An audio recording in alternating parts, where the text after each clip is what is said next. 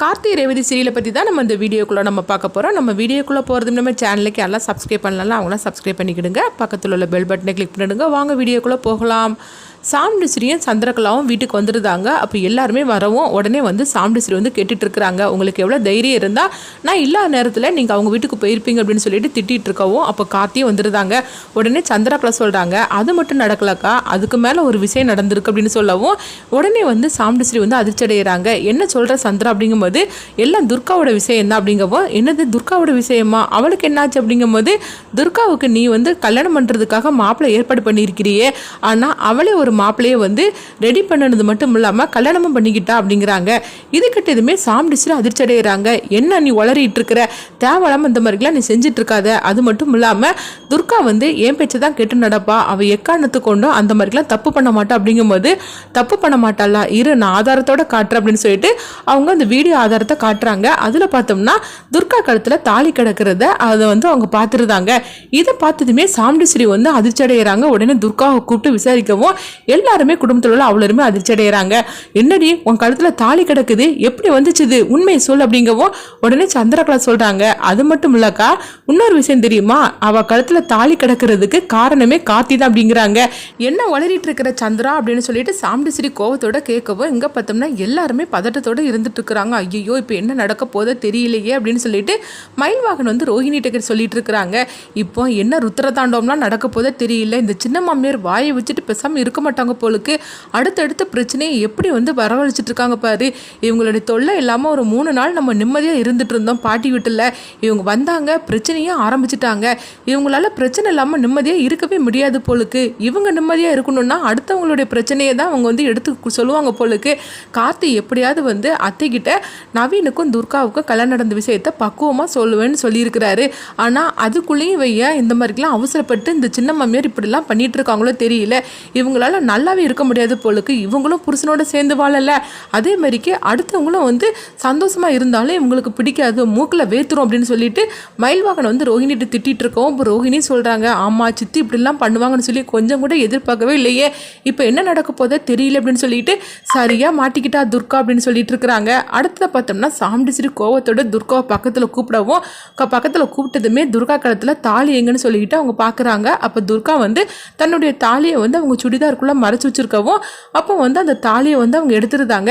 தாலியை எடுத்தது பார்த்ததுமே அவங்க அதிர்ச்சி அடைகிறாங்க. அப்போ வந்து சந்திரகலா சொல்கிறாங்க, நான் ஏற்கனவே ஒரு தடவை சொன்னோம்லாக்கா இவ கழுத்தில் தாலி கிடக்குதுன்னு, ஆனால் இவ எப்படியே அன்னைக்கு தப்பிச்சிட்டா, அதாவது அன்னைக்கு இதே மாதிரிக்கு தான் தன்னுடைய ட்ரெஸ்க்குள்ளே அந்த தாலியை மறைச்சி வச்சுருந்துருக்கிறா, ஆனால் இன்னைக்கு கைங்குளமாக பிடிபட்டுட்டா. ஆக மொத்தத்தில் அன்னைக்கு எல்லாரும் என்ன வந்து பைத்தியன்னு சொல்லி திட்டிட்டு போனீங்களே, இப்போ புரிஞ்சிச்சா நான் அன்னைக்கு சொன்னது கரெக்டு தானே அப்படிங்கவோ இதை கேட்டதுமே சாமுண்டீஸ்வரிக்கு வந்து இன்னும் கோவம் அதிகமாக வந்துக்கிட்டே இருக்குது. அப்போ துர்கா கிட்ட கேட்குறாங்க, உன் கழுத்தில் எப்படி தாலி வந்தது, யார் இந்த தாலியை உன் கழுத்தில் கெட்டுனான்னு உண்மையை சொல்லிடு அப்படின்னு சொல்லிட்டு அவங்க அடிக்கவும் உடனே வந்து அவங்க சாமுண்டீஸ்வரிட்ட வந்து சந்திரகலா சொல்கிறாங்க, இந்த தாலி யார் கட்டினா தெரியுமா, அதான் உனக்கு பிடிக்காத ஒருத்தன் இருக்கிறான நவீன், அவன் தான் இவன் கழுத்தில் தாலி கட்டினது. அது மட்டும் இல்லாமல் இந்த கல்யாணத்தை நடத்தி வச்சது யார் தெரியுமா, உன்னுடைய சின்ன மாப்பிள்ளை கார்த்தி தான் அப்படிங்கிறாங்க. இது கிட்டதுமே சாமுண்டீஸ்வரியோட மொத்த கோவமும் கார்த்தி பக்கம் திரும்புது. என்ன மாப்பிள்ளை இவ சொல்றது எல்லாம் உண்மையான்னு சொல்லி கேட்கும் போது உடனே கார்த்தி வந்து சொல்றாங்க, அத்தை நான் சொல்றத கொஞ்சம் நீங்க அமைதியை கேளுங்க, அவங்க சொல்ற மாதிரிக்கெல்லாம் எதுவுமே நடக்கல அப்படின்னு சொல்லவும், அப்போ இந்த கழுத்துல கிடக்கிற தாலி நவீன் கட்டினது தானே, அந்த கல்யாணம் நடந்தது உனக்கும் தெரியும்ல, அப்படி இருக்கும்போது என்னது நீ இப்படி பேசிட்டு இருக்கிற அப்படின்னு சந்திரகலா கேட்கவும், இங்க பாருங்க நீங்க வந்ததுல இருந்து பிரச்சனைக்கு மேல பிரச்சனையை நீங்க பண்ணிட்டே இருக்கிறீங்க, நீங்க கொஞ்சம் அமைதியா இருக்கிறீங்களா, என்ன பேச விடுறீங்களா அப்படின்னு கார்த்தி வந்து சந்திரகலாட்ட சொல்லவும், நீ என்கிட்ட கோவப்படுது இருக்கட்டும்பா, ஆனா வந்து அக்கா கேட்கிற கேள்விக்கு நீ பதில சொல்லு, உன் தலைமையில தானே உங்க 2 பேருக்கு கல்யாணத்தை நடத்தி வச்ச, இந்த உண்மையெல்லாம் உனக்கு தெரியும்ல அப்படிங்கவும் அப்போ சாமுண்டீஸ்வரி வந்து கார்த்திகிட்ட கேட்குறாங்க, என்ன மாப்பிள்ளை நீங்கள் தான் இவங்க 2 பேருக்கு கல்யாணத்தை நடத்தி வச்சிங்களா, ஏற்கனவே துர்காவுக்கு நம்ம மாப்பிள்ளை பார்த்து கல்யாணத்துக்கு எல்லாமே வந்து ரெடி பண்ணிட்டு இருக்குது உங்களுக்கு தெரிய தானே செய்யும், அப்படி இருக்கும்போது எதுக்காக அந்த மாதிரி பண்ணினீங்க, அதுவும் அந்த நவீனை கண்டால் எனக்கு பிடிக்காது, அவன் எப்பேற்பட்டவன் தெரிஞ்சிருந்தும் நீங்கள் என்னென்னா இவங்க 2 பேருக்கு கல்யாணம் பண்ணி வச்சிருக்கிறீங்களே, இதெல்லாம் நீங்கள் பண்ணுவீங்கன்னு சொல்லி நான் கொஞ்சம் கூட நான் எதிர்பார்க்கவே இல்லை, உங்கள் மேலே நான் எந்த அளவுக்கு நான் நம்பிக்கை வச்சுருந்தேன், இதுதான் உங்களுடைய நம்பிக்கையான்னு சொல்லி கேட்கவும் அப்போ கார்த்தி வந்து சொல்லிட்டு இருக்கிறாங்க, இங்கே பாரு பாருங்கத்த, நான் செஞ்சதில் எந்த தப்புமே கிடையாது. நவீனும் துர்காவும் ஒருத்தருக்கு ஒருத்தர் லவ் பண்ணிட்டு இருந்திருக்கிறாங்க. அந்த நேரத்தில் தான் நீங்கள் வந்து துர்காவுக்கு அதாவது வேற ஒரு மாப்பிள்ளையை பார்த்தனால அவள் பயந்துக்கிட்டு போய் ரெண்டோரும் கல்யாணம் பண்ணுறதுக்காக போயிருந்தாங்க. அப்படி இருக்கும்போது நான் வந்து துர்காவை எப்படியாவது வந்து அழைச்சிட்டு வந்துடலான்னு சொல்லிட்டு தான் நான் போனேன். ஆனால் அதுக்குள்ளேயே அவங்க ரெண்டோரும் கல்யாணம் பண்ணிக்கிட்டாங்க அப்படின்னு சொல்லவும் இதுதான் அன்னைக்கு நடந்துச்சு அப்படிங்கிறாங்க. பரவாயில்லையே, எப்படி இருந்தாலும் சரிதான், ரெண்டோருக்கு கல்யாணம் நடந்திருக்குது, இந்த விஷயம் உனக்கு தெரிஞ்சிருக்குது, நீ அன்னைக்கு வந்து இந்த விஷயத்த நீ சொல்லியிருக்க வேண்டியதானே அக்கா கிட்ட, நீ நல்லவனா இருந்தாக்கி அப்படிங்கவோ உடனே கார்த்தி சொல்றாங்க, இங்க பாருங்க நான் தான் அத்தை கிட்ட பேசிட்டு இருக்கோம்ல, நீங்க கொஞ்சம் அமைதியா இருக்க மாட்டீங்களா அப்படிங்கவோ, இங்க பாருங்க அத்தை, நான் அன்னைக்கே நான் சொல்லலான்னு தான் இருந்தேன், ஆனா வந்து இதை பக்குவமா சொல்லணும்னு தான் நான் அமைதியா இருந்துட்டேன். ஏன்னா அன்னைக்கே சொல்லியிருந்தா இது பிரச்சனை வேற மாதிரிக்கு ஆயிருக்கும், அதனாலதான் உங்ககிட்ட கொஞ்சம் அமைதியா சொல்லலான்ட்டு நான் இருந்தேன். மற்றபடி எதுவுமே உங்ககிட்ட மறைக்கணும்னு சொல்லிக்கிட்டு நான் எதுவுமே நான் மறைக்கல அத்தை அப்படிங்கிறாங்க. நவீனும் ரொம்ப நல்லவன் தான், அவன் நீங்க நினைக்கிற மாதிரிக்கு மோசமானவன் கிடையாது.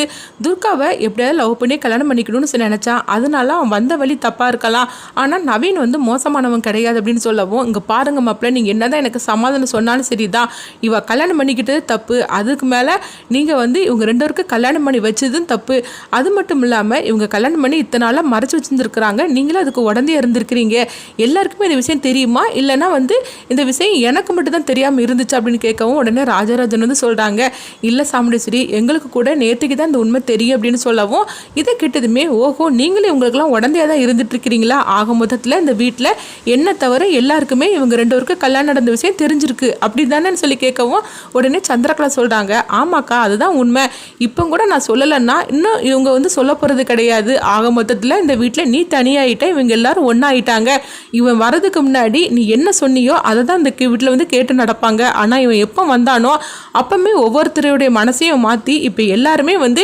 அவன் சொல்கிறது தான் கேட்குற மனநிலைமைக்கு வந்துட்டாங்க, இந்த வீட்டில் நீ தனி மரமாக ஆகிட்ட, எல்லாமே வந்து அவன் கண்ட்ரோலுக்கு வந்துருச்சுது, இன்னும் கொஞ்ச நாளில் பாரு சொத்து பற்றி எல்லாமே அவன் கண்ட்ரோலுக்கு வந்துடும், அதுக்கப்புறம் உன்னுடைய நிலைமை நீ கொஞ்சம் நினச்சி பாரு அப்படின்னு சொல்லவும், இது கேட்டதுமே சாமுண்டீஸ்வரி வந்து சொல்கிறாங்க, இங்கே பாரு நான் உனக்கு எந்த மாப்பிள்ளையை பார்த்து வச்சிருக்கிறோனோ அந்த மாப்பிள்ளை கூட தான் உனக்கு கல்யாணம், ஒழுங்கு மரியாதையாக அவன் கட்டின தாலியை நீ கலட்டி தூக்கி வீசு அப்படிங்கிறாங்க.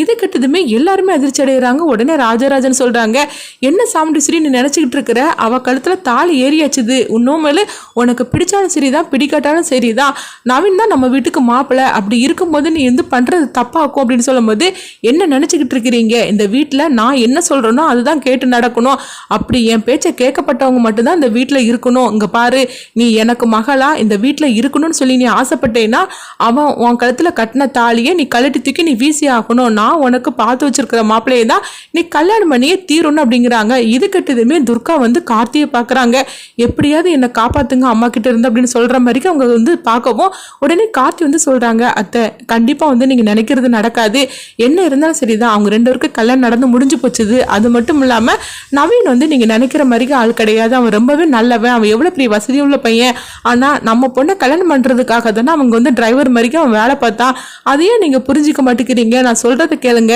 இந்த வீட்டில் யாருமே உங்களுக்கு எதிராக இல்லை, எல்லாருமே உங்க பேச்சை கேட்டு தான் நாங்கள் நடந்துட்டு இருக்கிறோம், இவங்க நினைக்கிற மாதிரி எதுவுமே கிடையாது அப்படின்னு கார்த்தி வந்து சாமுண்டீஸ்வரி சொல்றாங்க. அடுத்து என்ன நடக்குன்னு பார்க்கலாம்.